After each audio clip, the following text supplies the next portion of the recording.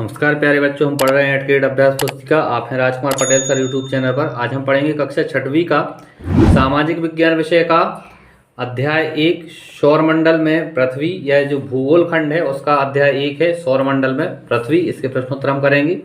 प्रश्न पहला है, बुध ग्रह सूर्य की एक परिक्रमा पूरी करता है। तो बुध ग्रह जो है वो सूर्य की एक परिक्रमा कितने दिनों में करता है? तो इसका बी ऑप्शन सही है, 88 दिन में बुध ग्रह परिक्रमा करता है।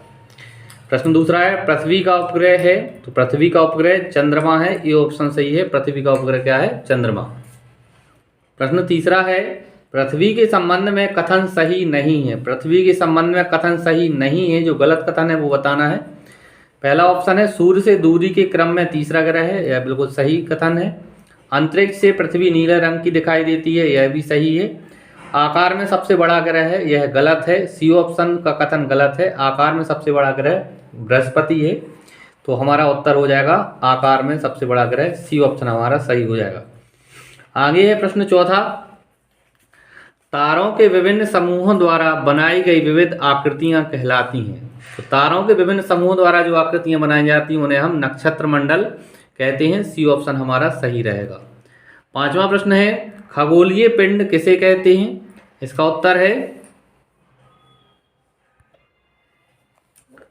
सूर्य, चंद्रमा, आकाश में दिखाई देने वाली सभी वस्तुएं आदि जो चमकदार पिंड आसमान में चमकते हैं उन्हें खगोलीय पिंड कहती हैं। यह हमारे 5वें प्रश्न का उत्तर हुआ।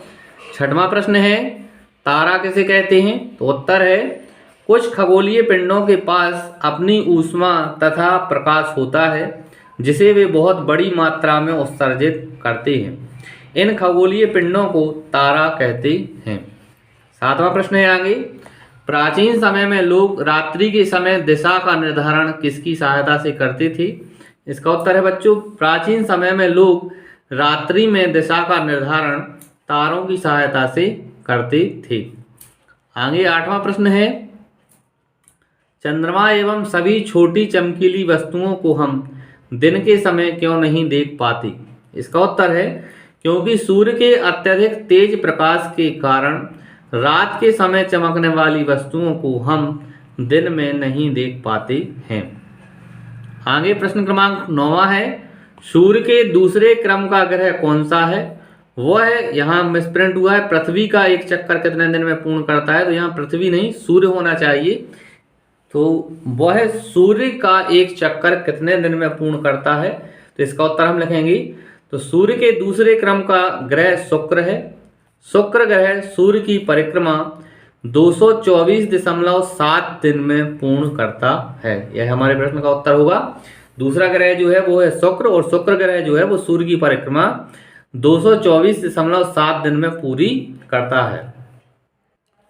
10वां प्रश्न है, उपग्रह किसे कहा जाता है? इसका उत्तर है, उपग्रह एक खगोलीय पिंड है जो ग्रहों के चारों ओर उसी प्रकार चक्कर लगाता है जिस प्रकार ग्रह सूर्य के चारों ओर चक्कर लगाते हैं। 11वां प्रश्न है, आकाश गंगा क्या है? समझाइए। इसका उत्तर है, खुले आकाश में फैली चौड़ी सफेद चमकदार पट्टी आकाश गंगा या मिल्की वे कहलाती है। यह पट्टी लाखों तारों का समूह है।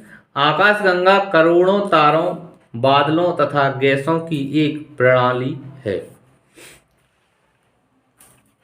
12वां प्रश्न है, पृथ्वी को सौरमंडल का अद्भुत ग्रह क्यों कहा जाता है?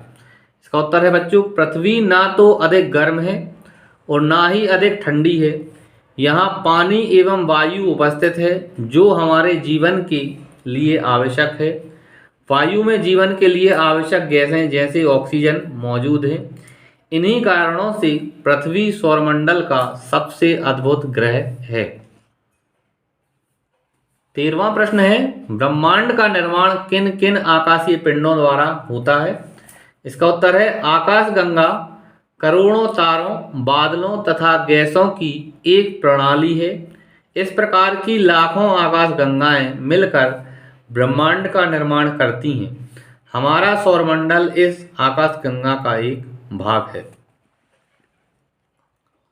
आगे 14वां प्रश्न है, तारा व ग्रह में अंतर लिखिए। यहाँ दो कॉलम बना है, तारा और ग्रह, इनमें अंतर लिखेंगे हम। पहला अंतर है तारा स्वयं प्रकाश उत्सर्जित करता है, ग्रह स्वयं प्रकाश उत्सर्जित नहीं करती है। दूसरा अंतर है तारों की संख्या अनगिनत है, वर्तमान में ग्रहों की संख्या 8 है। तीसरा है तारों का आकार ग्रहों की तुलना में बहुत अधिक होता है और ग्रहों का आकार तारों की तुलना में बहुत कम होता है। इस तरह से प्यारे बच्चों ने पार्ट 1 के प्रश्नोत्तरों को पूरा किया। आपको वीडियो अच्छा लगा होगा, चैनल को सब्सक्राइब करें, वीडियो को लाइक करें। धन्यवाद बच्चों, जय हिंद।